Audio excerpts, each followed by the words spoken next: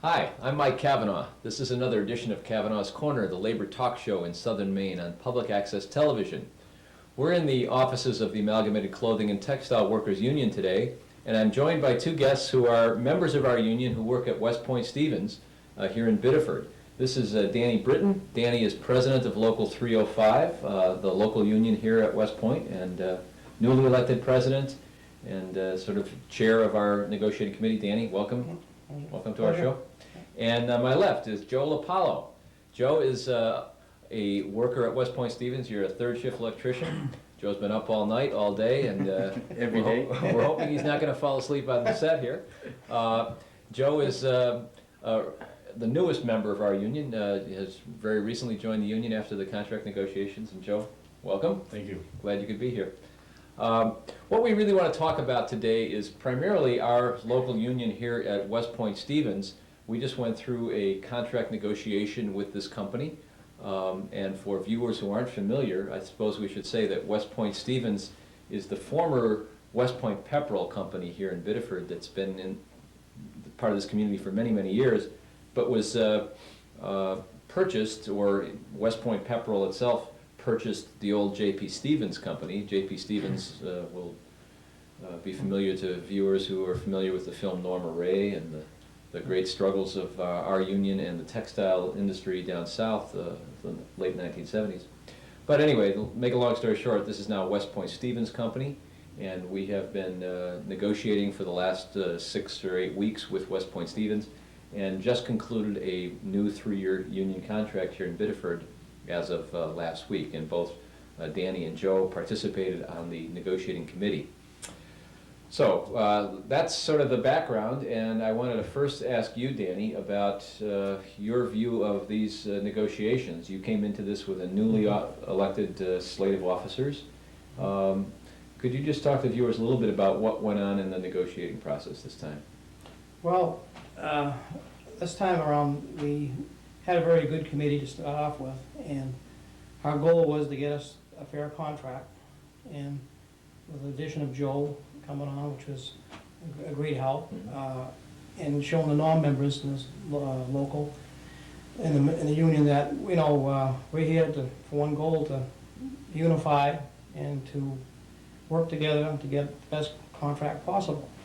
And I felt we accomplished that, and we showed the company a lot of respect as they did us. And I think with that in mind, it made negotiating a little bit easier, you know, working in that frame of mind. And I've negotiated other contracts in the past, and I felt this time around this is one of our better contracts as far as you know, working out details and to get everybody the best possible contract. So overall, I felt we did a tremendous job. Well, I think, you know, the contract was ratified at a union meeting last Sunday by about a 5-to-1 margin, I guess, by your membership, and that's probably an indication of that people felt you did a pretty good job with it. And I'm hearing good responses right now in the mill, and people are very happy after everything sunk in, and pros and cons of the contract, you know, how it worked out, and basically I think everybody's happy. Well, let me, just for our viewers, back the story up maybe 3 months ago or so, roughly. Here at West Point Stevens, it's unique, really. It's the only plant that we have in New England where we are dealing with what's essentially an open shop. It's not a union shop arrangement. That is, union membership by the bargaining unit is optional, and the company has benefited from that by keeping workers divided. Some are union members, some are not union members. Without getting into, any finger pointing, I think it's fair to say there's been a good amount of divisiveness among the workforce in the past. And one of the things that we set out to do this time was to try to overcome that, to try to, as you said, unite the workers, unify the body as best we possibly could, and see, that we all, in fact, did have the same interest. And one of the keys to doing that, frankly, is the guy sitting to my left, Joe LePauloue, who stepped up. Joe is somebody who has, I'm not sure if I have these dates right, so you correct me, but you've been at the mill for about 5 or 6 years? About over 6 years. 6 years, okay, and you have, up until this point, not been a member of the union. No.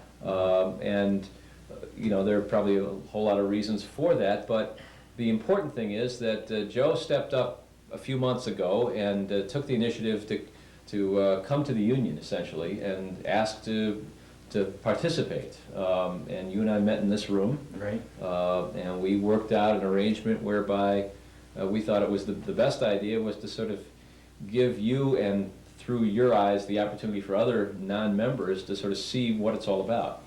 And it was decided by the union membership that they would be willing to, give you an opportunity to sit in and be part of the negotiating team on a, semi-official status. And anyway, that's sort of how we got to meet each other. And I wondered if you could just sort of tell the story from your point of view. Basically, for the amount of time that I've been at the company, like you said, without going into specific finger pointing or anything like that, the divisiveness was always there. The union people feeling the resentment towards the non-union people, because basically, union people have been paying dues, some of them for 25, 30 years, but a non-union person gets the same benefits, the same rights, the same responsibilities, what have you. So there was an animosity there that was based on a financial issue a lot. And society being what it is, finances are very important to a lot of people, obviously. I mean, it's a very necessary evil in the way we live our day-to-day life. So that was a big issue that I think clouded other issues. I think there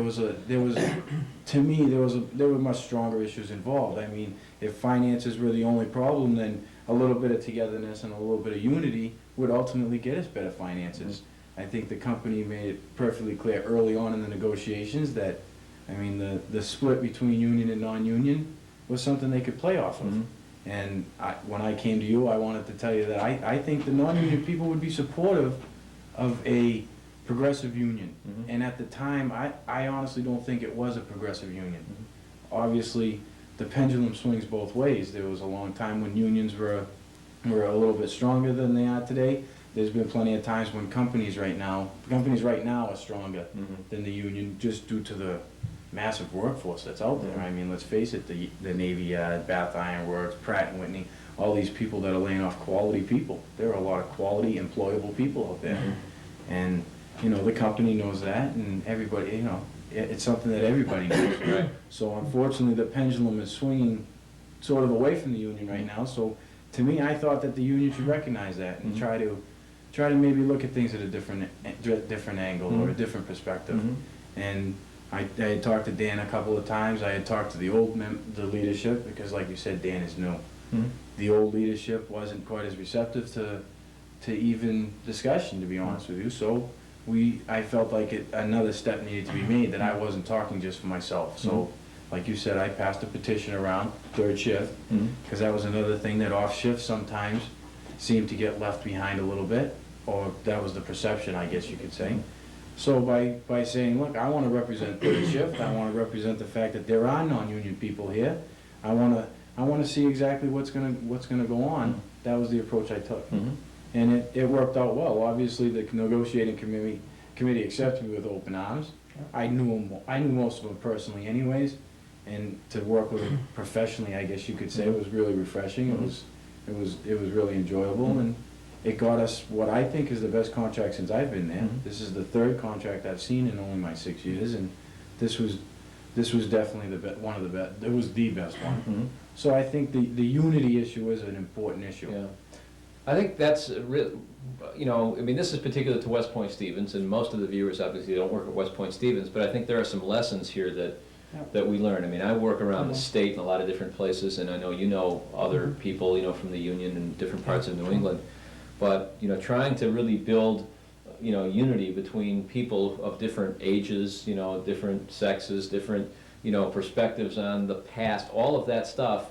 You know, we try to sort of like get to what are our common interests, you know, and, you know, I guess the question is, do we, you know, we haven't succeeded 100%, but do you feel that we've made progress with those folks, both of you, I think? I would say there has to be some progress there because of not just, you know, allowing me to help negotiate the contract as a quote-unquote non-union person, but I mean, there was an awful lot more communication this time than ever in the past.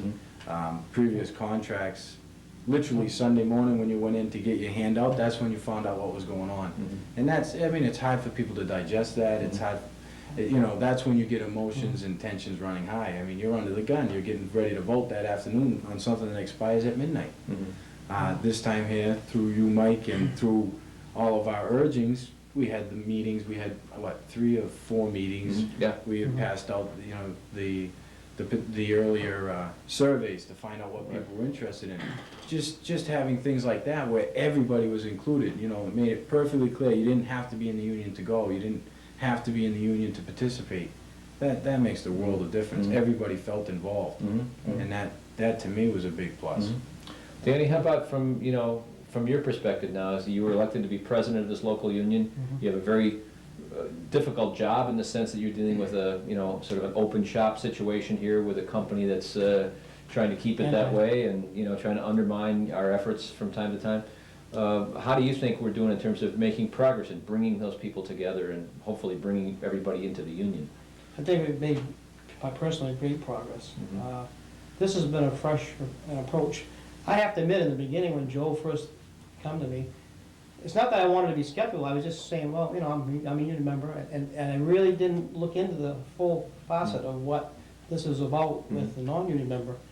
It just wasn't there. Didn't want to turn it down. So after I thought about it, I found it a great approach, you know, I mean, when Joe first come on, I know he's bright, you know, and he could help us a lot, and I felt he did. So in turn, this told the non-union members that, hey, you know, we're here for you, you know, we're here to help you out, and we're hoping, you know, eventually that you'll understand. But when you go up with a corporate, you know, West Point Stevens, who has been anti-labor, anti-union, I should say, for a great number of years, as opposed to the old Pepperell, which I felt back along West Point Pepperell was much easier to deal with. I was president in 1983, and the communication was very good with the management we had there. They, you know, there was accommodation from both sides, compromise. And the last few years, there's been a lot of changes. And with the old group we had there, and I'm not putting them down, but, you know, things just changed a lot. And they tried to do the best they could, but then we had different management, as Stevens come in after Bill Farley. And that sort of turned everything around, and the next thing you know, we sort of went downhill, like Joe was saying. The union definitely went down. Right. And so my approach was, when I become president, hey, you know, we're here for everybody, non-union members and members, and let's turn it around. Let's work in the best interest of everybody here. And now we have this communication. I thought this is absolutely fantastic. The informational meetings we had, hey, that's what like Joe said, that's what it's all about. I think in the past, people might have been ignorant to that fact that, you know, come ratification time, there's the information, do we vote on it, you know?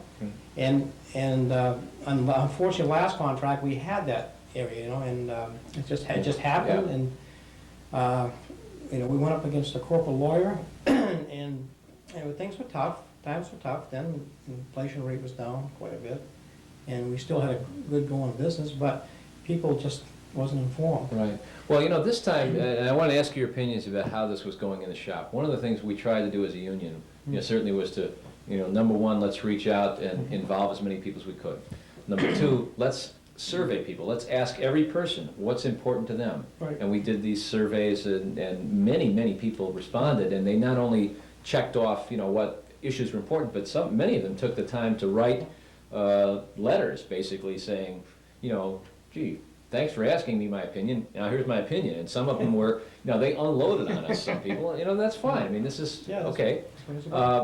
But we then were able not just to come up with what's important to us, but when we got the company's proposals, you know, we, first thing we did was we got the proposals from the company, and then we went back and we held a meeting with all the workers on a Sunday night. I don't know, we had 100+ people there, whatever, it was a good turnout. And we said to people, well, understand, here's what the company wants to do. And key among those things were they wanted, you know, they wanted the right to be able to change everybody's work hours and go to 12-hour shifts if they wanted to, whenever they wanted to, change the work week, change the work hours. They wanted to be able to eliminate time and a half pay after 8 hours. They wanted to eliminate provisions for the third shift people that, you know, provide certain reporting pay. I mean, right now, you guys get, what, 8 hours 8 if you're hours, called yeah. in the middle of the night? And they were looking to call Cut that in half. They wanted to cut out Sunday time pay. on Sunday. If you have to work on Sunday, they wanted to cut that out. So there were some very tough proposals. What was the reaction of the plant when people heard what the company was trying to do? Well, obviously, they thought that their pocket was being picked. You know, there's a lot of people that are willing. Danny's one that, you know, is willing to stay over a couple hours afterwards or something like that. And unfortunately, the production planning might not equal out at the end of the week, and all of a sudden you're short-timed on Friday, let's say. Well, those couple extra hours of overtime are no longer overtime, and that hurts. You know, I mean, you take that couple extra hours on short notice. You deserve time and a half. You deserve to get a little something for the effort. And people were very disappointed that they were going to lose that. Myself in maintenance, we're one of the few departments that does work an occasional Sunday, and for me to take a Sunday morning away from my family, away from my kids, church, all the many things that I have going on in my outside life, you know, I want to be compensated for that. I'm not, you know, my job obviously makes it so that I can do the things that I do, but by the same token, I mean, I'm in work every day and I earn my money, so double time on Sunday is something that was a big issue with us in maintenance. And that reporting pay was very important because people that work at night, a lot of people don't have, you know, like even when you call, you know, it's always, geez, I hope I didn't wake you, I hope I didn't. And that's, people that work nights have a very weird shift. They have a weird schedule and it's hard. So they don't want to be brought in for 4 hours on a Friday night from 11 to 3 o'clock in the morning. What are you going to do at 3 o'clock in the morning? Right. I mean, go home and watch HBO until 7, or, you know, tune into one of Watch Mr. our show. Rames. We could get Yeah. we got reruns. Yeah. Turn into one of Mr. Rames' many programs that he runs. But, you know, those are issues that were very important to all of us at night. Yeah. I mean, the off-shift people, it's a hardship to work an off-shift sometimes. Sure. Well, there was this whole set of proposals that the company had, and there are many others. I don't want to try and rerun the whole negotiations here, but looking at those key proposals of being able, having the right to change your work hours whenever they want to. Now, one of the things that I think we discussed at that Sunday meeting was that, you know, if there was not a union here, I mean, if this company was not having to bargain with a union, these wouldn't be proposals, because there wouldn't be anybody they had to propose them to. They would be edicts, right? That would be the law. Yeah. And if you Done wanted to deal. work here, right, here's the new deal, right? Done deal. Here's the shift. Yeah, definitely. Do you think that made some impression on people? Oh, sure. We went through this last contract, the company wanted to cut out double time on Sunday, like Joe was just talking about. And I said, no. I said, you know, the incentive is if somebody's gonna take the Lord's Day to come in to go to work, you should be compensated. And this was put in the contract in 1978, double time on Sunday. And they tried that last contract, they tried cutting out, you know, well, they did it manage on holidays. Double time was reduced to time and a half. And I didn't like that, by the way. And, you know, but the idea was, they tried the same approach as you can see this time. And why? Because their plants down south, they're on the, 12-hour shifts? I would say most of the non-union plants, the Drake's Island plant, I'm told, is on 12-hour shifts. Partially, yeah. Partially. And so therefore, that eliminates your time and a half and your livelihood. So this is why it was a big issue for us up here. Yeah. And they're doing, you know, we have a tremendous business here. We just couldn't see why our lives should be turned around. Yeah. If Well, we you know, got union. what we said, because, you know, talking within the committee, we know there are some people who, I mean, there are some younger workers who are saying, yeah, maybe I'd like a 12-hour shift, right? I mean, it's not like just the idea of 12-hour shifts is necessarily bad. No. But what was bad to us was that it wasn't so much that the company's proposal was to say, okay, we want to change the plant to a 12-hour shift. It's that the company's proposal was to say, we want the right to be able to decide ourselves and tell you what it's going to be whenever we want to do it, and take the democracy out of the situation. Especially when you consider all the different types of 12-hour shifts there are, or types of long Yeah. shifts there are. I mean, even Right. they mentioned themselves, they had, what, 5 or 6 different Right. plans implemented. Mhm. I think even anybody that would say, yeah, 12-hour shift doesn't sound like a bad deal, because you do get a lot of time off at the other end of it. But I mean, let's look at our options, let's look at our choices. Yeah. Let's not just, okay, guys, we'll see you Monday morning, Sure. and it was like, wow, Well, sobering. to me, that it really sort of highlighted the issue of why we're here and what's the importance of having the union at all. Right. You know, and we have to bargain for wages and so on, and people generally think about it in terms of, you know, pay increases and so on. And, you know, not to minimize that, clearly that's why, you know, people are working for their pay, that's why they're there. But the idea of having some control over your life, you know, I mean, with the union contract, you have the right to bargain about what your working conditions are gonna be. And without it, you don't have the right to bargain. You have the right to accept or reject by walking away, right? Right. We had this issue come up on an earlier show that you guys may have seen, some of our viewers may have seen. Back in December, a few months ago, we won a union organizing drive at a plant over in Vermont, a plastics company that is on 12-hour shifts. And there are lots of issues, but the primary issue that people talk about for why they came to the union and organized the union was because of the 12-hour shift issue. Not because they're doing it, because again, there are some people who like it, other people don't like it, but because of how it happened. In their case, the company went to people and said, you know, we need, because of competitive reasons and so on, we need to be able to go to we have to run 7 days a week or whatever. And so they asked people, they gave them a choice of options, you know, like 4 different choices. They actually did a vote among the workers. This is, you know, maybe 2-3 years ago. They did a vote as to how people thought this should work. And people voted, and the company took their response and said, well, thanks a lot, but they threw it away. And they then went ahead and implemented what they wanted to do anyway. And people said, I mean, you know, what's this about? What rights do we have? And, you know, Right. that's what it's about, right? What rights do you have without a contract? Yeah, definitely. No rights. Well, you know, or you have what rights they give you Yeah. for as long as they want you to have them, right? Yeah. So, Joe, let me go back to the issues that you have as far as coming on now as a, you know, you've joined the union, you've gone through this process, and we really haven't had a chance to talk much about it other than, you know, you felt like, you know, we lived up to what we said, you lived up to what you said, and here you are now as a new member. What do you think about the people who have to this point not been members? What do you think the issues are with them, and how might we be able to bring them on?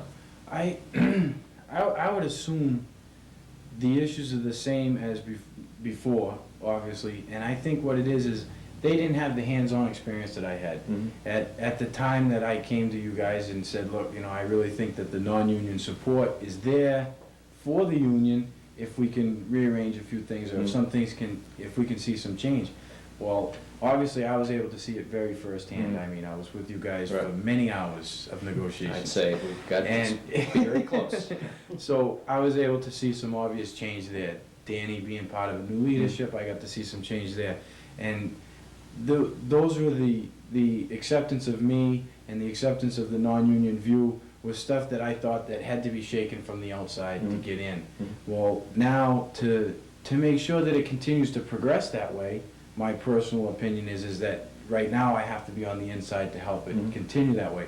You know, I'm not adverse to saying to people, yeah, I joined the union and you should too, just as well as I'm not adverse to saying to somebody, I know why you're not in the union, but I really think things are changing. If you need to take a little more time, you have my word that I'm gonna continue to talk to people and make sure that the communication stays up and the different progressions that we've gone through stay.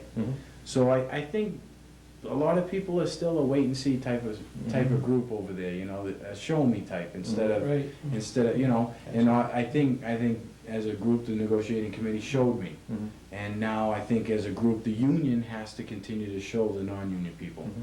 And it's a responsibility that right now Dan has, because he's the leader of the union, and it's a responsibility the union has to back up what they said, you know. I think the union went to the non-union people and said, look, we all need to be in this thing together. Mhm. The non-union people said, you're right, we have to be in this together, now let's go forward, and that has to continue that way. You know, I don't see it happening, Dan, but if for some reason it goes back to the other way, we could be in a world of hurt again, real quick. Mhm. You know, so I think that's what I think it's just, we need to continue what we started. Uh-huh. And, you know, that's why I joined, was because I had said that that's the way I wanted to see it done, and I think from here on out, I can continue to see it forward Right. from the inside. Right.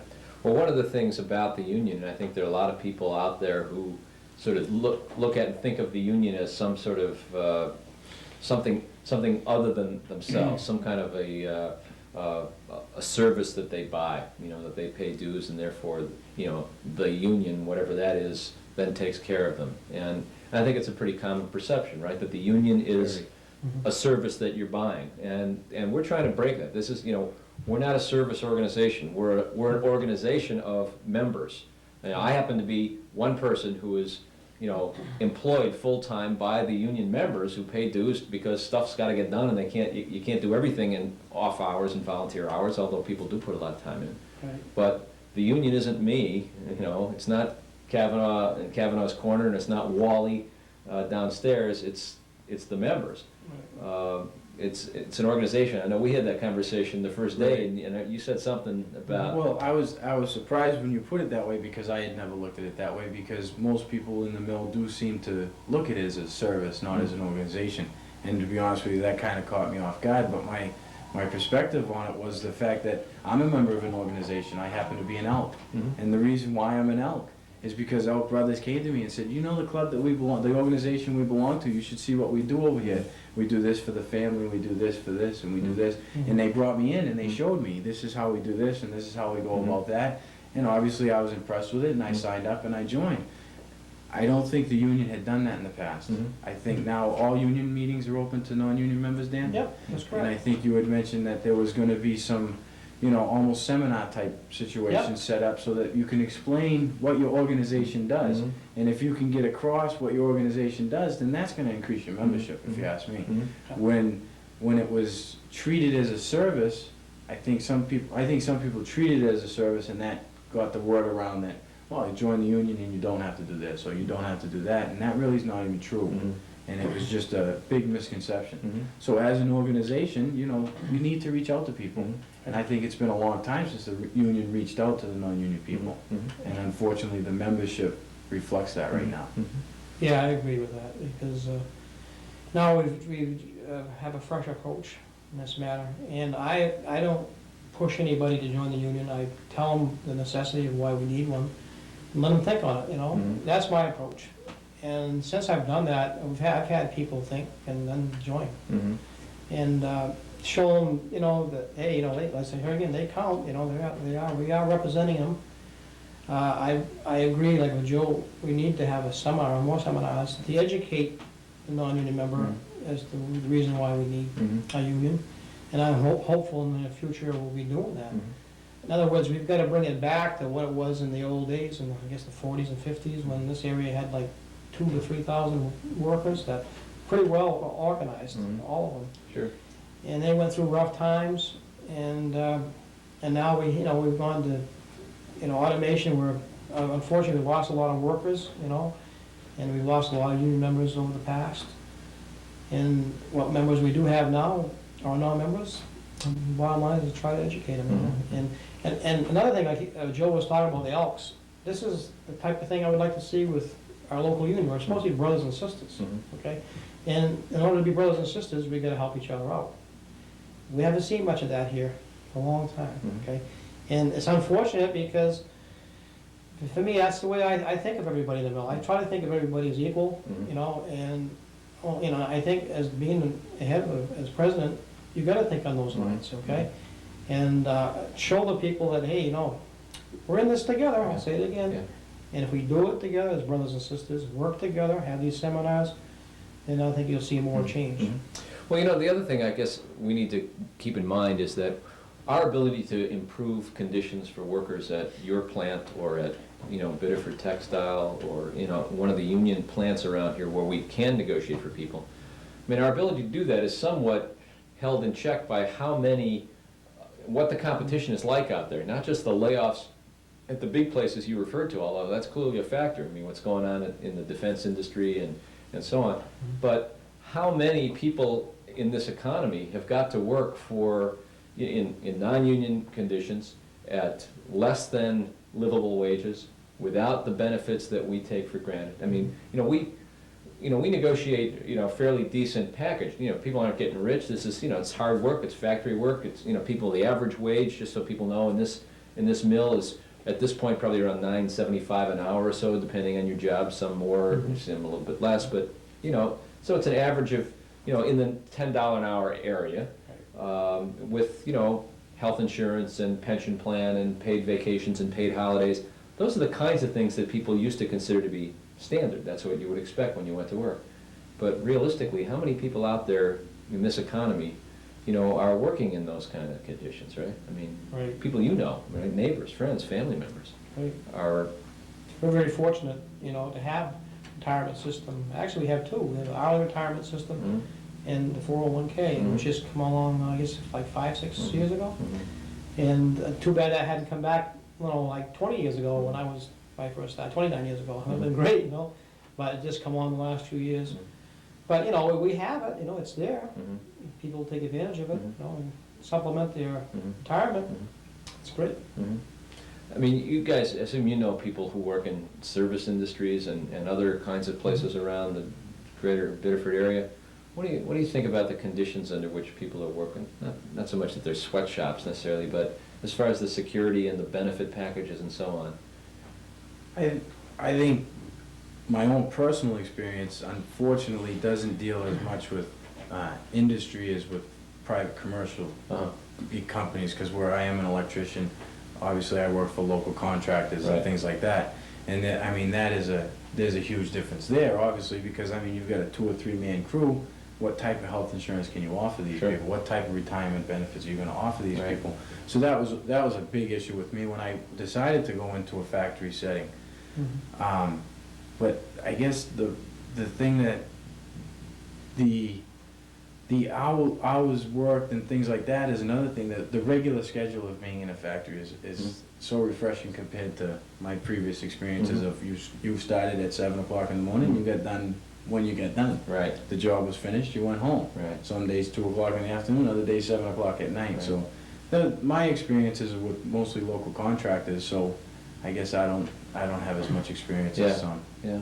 I know that, when we sit down to bargain with a company, whether it's, West Point or, Hathaway up in Waterville or any one of the others, we're always mindful of the fact that, there's so many places out there in the community where they're not paying the same level of wages. They're not providing the health insurance benefits that we're trying to hang on to.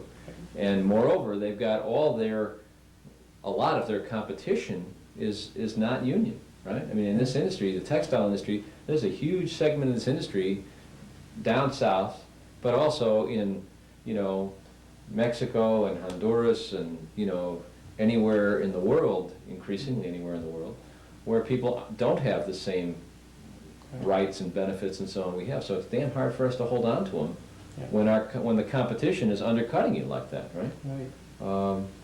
Well, that's one of the things that we do as a union, beyond, trying to take care of people in the shop and negotiate the contracts in the shop. Obviously, it's got to be to try to, raise the conditions of everybody else. Because if there's only, things are going to even out somehow. They're either going to even out at the lowest, common denominator, or we're going to be able to, organize other places and bring, raise conditions up so that we're, not competing worker against worker. And that's something, that obviously, we talk about education, and we need to get beyond just what's going on in the shop at West Point Stevens, because I don't think if people don't have a bigger picture, they're not going to very well understand, the situation they're in right now. So I know I'm going to want to be talking to you guys about that.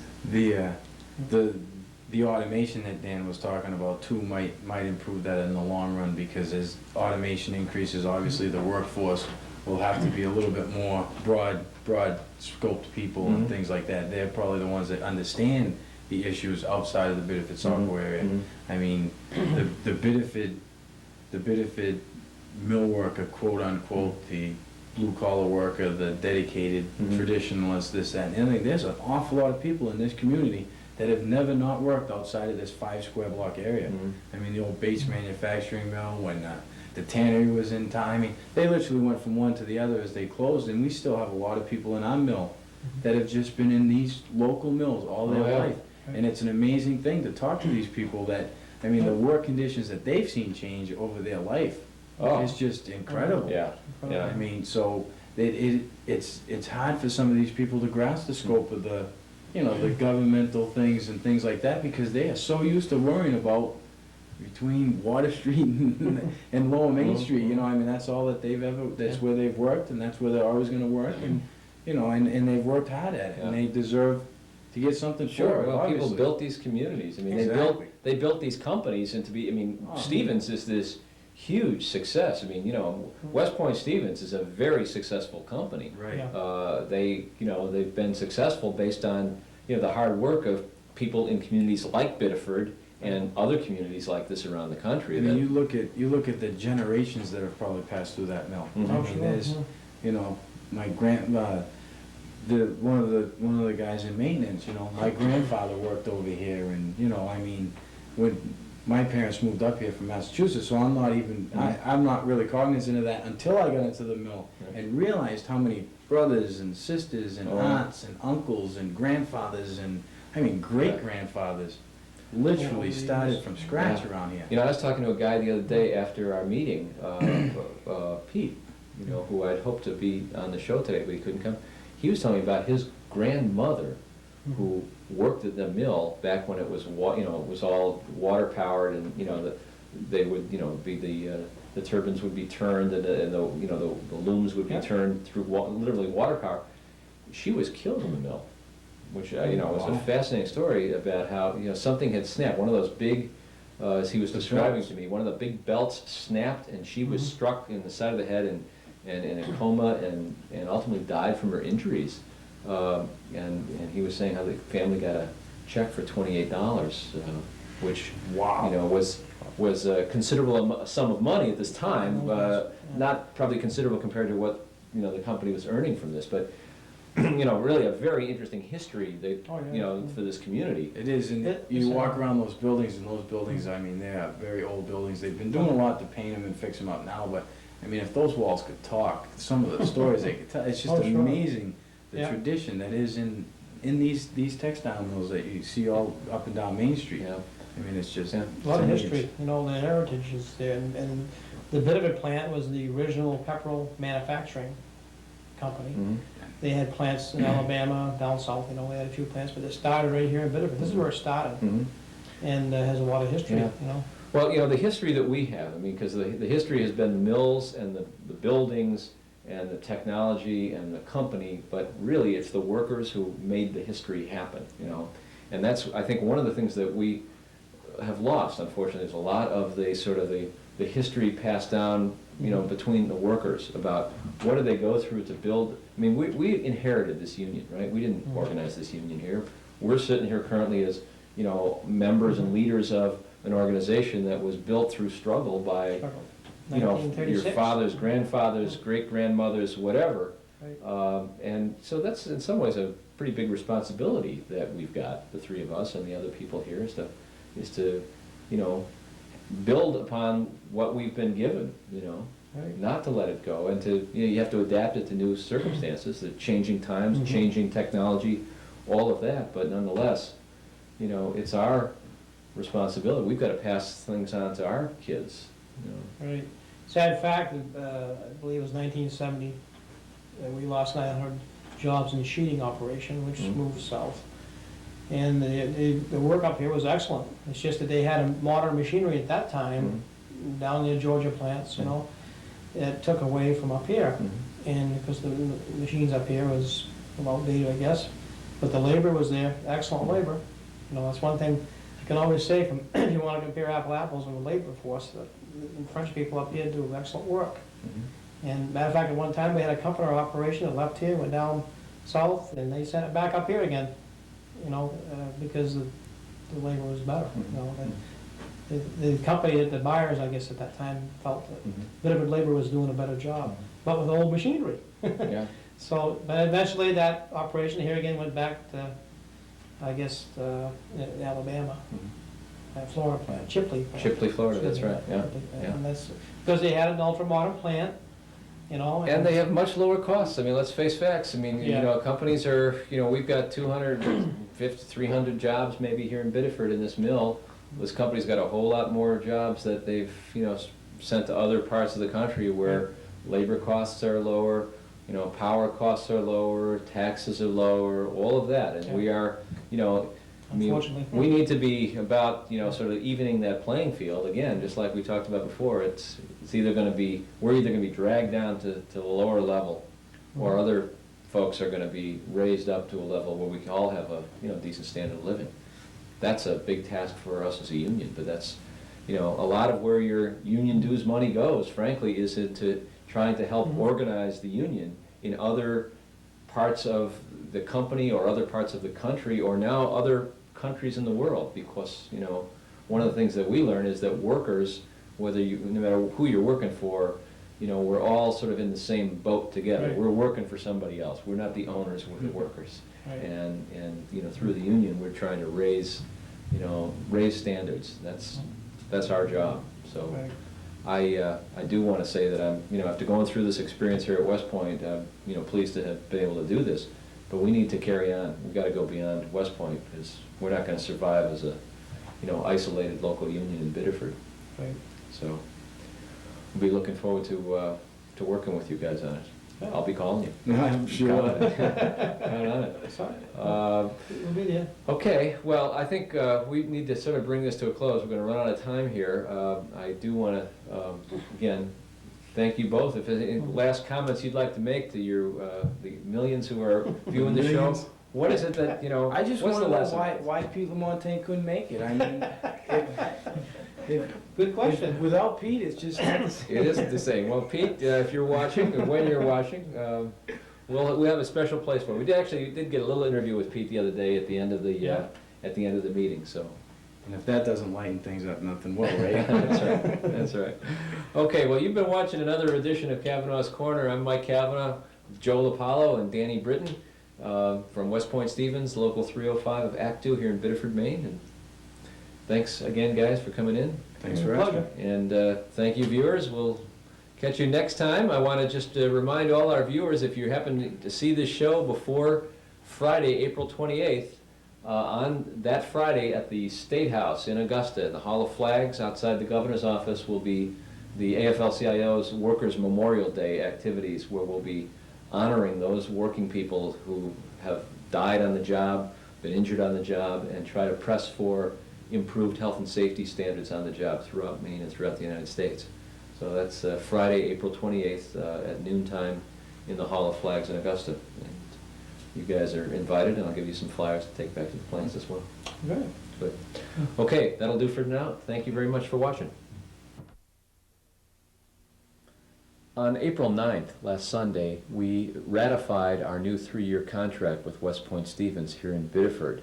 Our ratification meeting was held with 100 or plus workers on a Sunday morning in the St. Jean's Hall in Biddeford.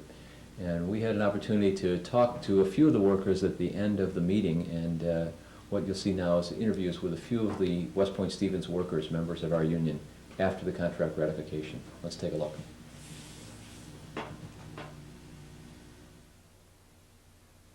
I'm here at the local union meeting from West Point Stevens, where we just ratified our new 3-year contract, and we just want to talk with some of the members about it and about the union.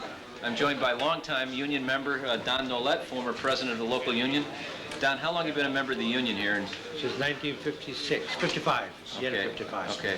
And what, if you could just put in a few words, you know, what do you think the difference is between having a union and not having a union? Well, if you, well, let me go back a little ways, because I've been involved in the union for so long. In my area, was 1955, where union was strong, real strong. Now, I went on strike for 2 cents an hour, I went on strike for 5 cents an hour, I went on strike for even less than that. And we gained some good friendships out of it. And today, it hurts me a lot to see what's going on, because what we fought for in those years is that these young people don't understand what union is all about. Like I said, I mean, I fought for as low as 2 cents an hour, 5 cents an hour, and what we've gained those years, now the company are taking it away from us gradually. Now these young people are making it possible because they don't understand, because when they walked into the plant, it was handed on a silver platter. And you know, and now as a union member for that time, I can see it slipping away gradually, what we fought for. And these young kids, until they've been educated what a union's all about, we're going to lose everything we have in the near future. Well, I think this is an opportunity for us to start talking to some of the younger workers. We have had here, you know, in the last 3 or 4 weeks, about 20 new people sign up to be members here at West Point. Yes, it is, because once they realize what the union's all about, it's for their own benefit. I mean, if we stick together, we're going to get a good package. If we are separated, which the company's trying to do, separate us, well, it's easier for them. Okay. Well, Don, thank you for your comments. I appreciate working with you. Thank you. Don's going to be retiring soon. He's going to be leading our retiree chapter. He doesn't know that yet, but we'll sign you up for that work. Thanks a lot, Don. Appreciate it. Can I ask you to come on here just for a minute? And I'm his replacement. Huh? All right. Okay. We're joined by Don Usher. Don Usher. Okay. Don is a member at West Point Stevens. We don't really know each other very well, but Don, why don't you just talk for a minute here about what do you think the importance of the union is? How did you think we did going through this negotiation? Well, I'm kind of the opposite of Don Nolet. I'm a new union member. I just became a member less than a year ago. And I've seen a lot of changes. I figure we need unity and in different places, because if we don't, then you get taken advantage of as far as wages and stuff like that. How did you feel the contract negotiations went? Did you feel like the union communicated with the members pretty well? Oh yeah, the union communicated real well with the union, and this time I've been an employee at West Point Stevens now for 7 years, and I've been through like 3 contracts, and as far as I see, this is the best contract that we've had as far as letting the people know what's going on. That's a big thing to me. That's why I didn't really join in the first place. I kind of got a negative attitude as far as the unions are concerned, but now I have a positive attitude. I see that we need strength. Without strength, you know, we probably wouldn't have a job. You know, I mean, who wants to work for nothing? You know? Well, good. We're really glad that you joined, and I appreciate what you had to say. I'm glad, and you guys did a great job. All right, thanks a lot.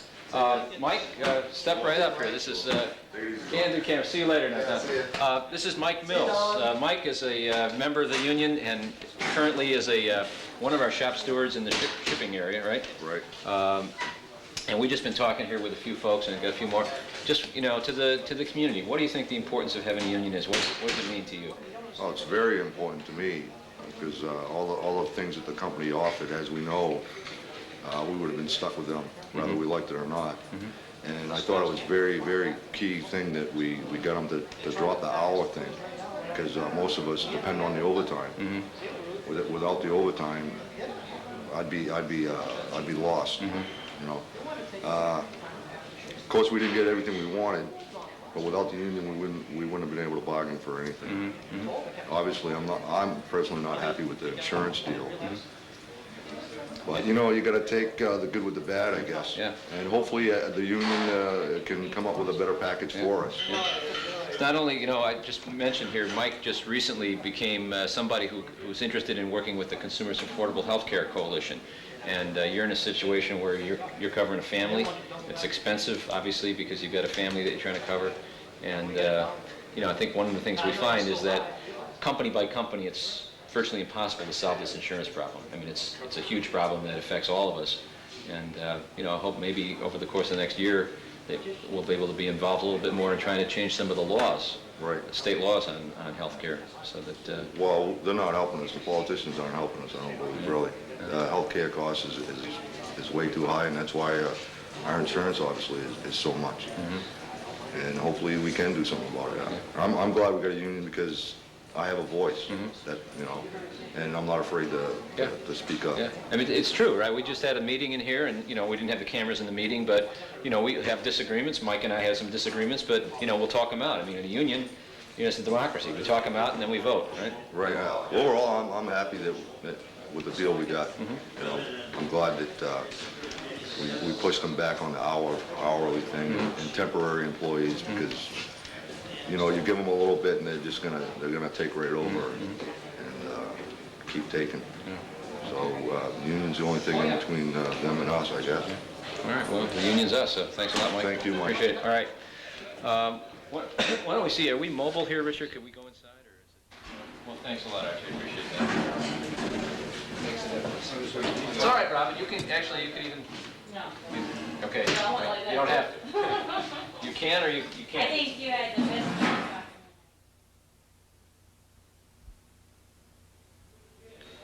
Okay, we're here at the end of the local union meeting, Local 305 at West Point Stevens, and I'm joined by three of the members of the Union Negotiating Committee. This is Pete Lamontagne. Pete was one of our negotiating committee members, been around for a few years. Many years, right? Had lots of experience. Paulette Gayu, and is this your first negotiation session? Yes, it is. Okay. 27 years in the union, though. Really? 27 years in the union. She started when she was about 2. And Paulette is our secretary for the local union. And Danny Moran over on the right. Hi. Danny, you are a member of the negotiating committee. You've been in the union for how long? A good 11 years. Uh-huh. Okay. And This is the first time I've been on the negotiating committee. I've been a shop steward for almost 3 years, and I enjoy being in a union. well, let me just ask the three of you, and whoever wants to respond first can. What did you find were some of the proposals that we were dealing with that were most important? I mean, proposals that were coming from the company side. What do you think were the most important things? I can take that one. They wanted control of all the hours and a day's work. So that meant they were going to control our lives inside of the mill and outside. And, you know, I was adamant right from the very beginning that we didn't want this, Mike. And, you know, I'm sure it was a general consensus of all the other people, too. That's what I have to say about it. Okay, that was the work hours thing. A number of other people earlier commented about the importance of the work hours, and that's really what their proposal was, right? Right. They didn't have a specific proposal about new work hours, but they wanted the right to be able to change them anytime, anyway. Paulette, how about you? What did you think was The next one was losing a time and a half after 8 hours and the double time on Sunday. There was another 2 more important issues, too, added on to the insurance. The $500 deductible for doctor's visits. And the hospital and lab, $500. Those were the 4 basic issues, and we were fighting for them. Okay, and we took up all of those issues. Danny, why don't you talk a little bit about what do we do? I mean, you were there at the bargaining table. We met many, many times, long hours. Well, we fought on wages. The company only wanted to give us 2%, and we pushed them to the wall, and we got a little bit more than what we wanted. Less than what we wanted, but we got fairly decent wages. Let me ask you one other thing here. Now, we had a meeting here of 100 and however many people it was, a pretty good turnout at today's meeting. What was your opinion about how we did communicating with the members this time? I mean, you guys have been around for a long time. Did we do a decent job as far as keeping people informed and asking their opinions and so on? They've never had it so good, is what they told me. In terms of? Of being informed as to what we were doing. Yeah. And they were really pleased. Yeah. Yeah, yeah. Well, is that going to, you think we'll be able to help talk to some of the other people who are not union members right now about? I think by being informed, it helped getting new members to get involved with the union. We've got quite a few members that joined up that try to get everybody unionized, and I think we did real good doing that, and I think we'll get new members. Well, listen, I just want to thank you three guys on camera for the, but really, we spent, you know, the last 2 months working hard, Right. Lots of hours, days, nights, and, you know, Whatever, yeah. it's not everything we wanted, but I think people are generally pretty proud of it. We gotta, It's not as easy as it looks. As the people think, they think it's very easy going up there to the company and negotiating the contract. It's hard, really hard. when you get a ratification like we did today, about 5-1. There it is. I guess that's the Right. proof. People feel pretty good about what you did. So Thank you, Mike. thank you, Pete. Thank you. Paulette, Thanks, thank you. Mike. Danny? Thank you, Mike. Thanks a lot. Okay, and let's move on. We got this is Danny Britton. Danny's our local union president here, newly elected. We had elections for office back just a couple of months before the negotiations began, and Danny was elected as president and led the union committee on this. What's your feeling? How do you feel today? Right, it's all done. 11 o'clock. The meeting's over. Yep, done deal. We did a very good job. The committee did an excellent job. I'm very pleased and happy to have Mike with us. He was outstanding as a negotiator. We needed that. We didn't have that last contract. I'm very, very happy. You know, we're not taking away from what we had, but it was a good job. We kept just about everything we had. It was a trying job, but I feel overall this committee and Mike did a fantastic job. And Wally, thank you. Good. Well, that's great. I'll be sending you your check a little later. That was very nice. Unsolicited too. Yep. Tell it like it is. Yeah. Well, what's the message you think we'd have for I mean, there's a lot of people who see the show who don't work at West Point Stevens. You know, a lot of people who don't have unions where they work, wherever it might be. What lesson do you think we have from this for those people? Well, the fact that we had a battle and hardship from this company on all angles should tell people, I think the lesson learned was that they was going to take away a lot from us that we didn't allow to take away. And it should further enhance them if they're broad-minded enough to become a member of the union. And hopefully that'll be our goal in this local 305 at West Point Stevens is to, you know, try to get people back in, at least up to 85 or 90%. That's my goal, or at least try. And the only way we're going to accomplish that if we all do it together. All members in there, people, not just officers, but members, help them along to negotiate, to get people, I should say, to, you know, get back in the union. Because without one, we're not going to have anything. So that's the bottom line. Okay. Well, we'll be working on that in the next, you know, starting Monday morning, which Yep. is coming right up. So That's right. good. Keep at Okay. it. Well, Danny, thank you very much. Yeah, we did a Enjoyed good working job. with you. Enjoyed working with you. Okay. Well, we'll keep it going. All right. Well, we got more to do, and hopefully we'll have some more opportunities here in the southern Maine area to try to Yep. expand the idea of a union, so that workers wherever they are have a right to sit down and bargain as equals with their employer. That's all we're looking for, right? I mean, Right. we don't. We're not trying to, you know, turn the world upside down. At least not all in one shot. We simply want to be able to sit down as equals Right. with our employers, and Right. you know, people ought to be entitled to that. So That's correct. Good. So we'll just move forward. roll the union on. Yeah. all Okay. right. Good. Okay, thank you. Let's see if we can roll it on over here. I don't know if I can interest Wally. Do you think we can get, can we bring our cameras over this way? And we might be,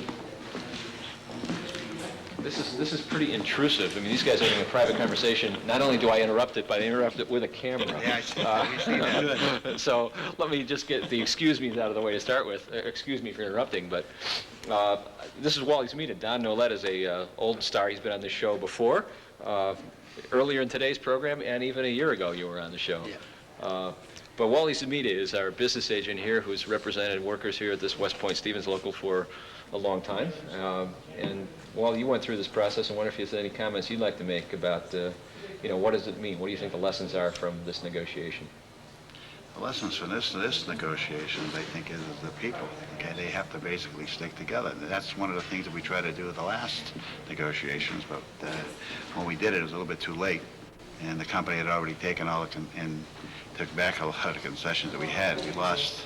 I think we set back the union about 30 years in that last negotiation. So this one here, we were able to hold it off because, if you, as well as you know, Michael, at the beginning of the thing, the company stated that do we have the numbers, okay, basically to support what we were saying.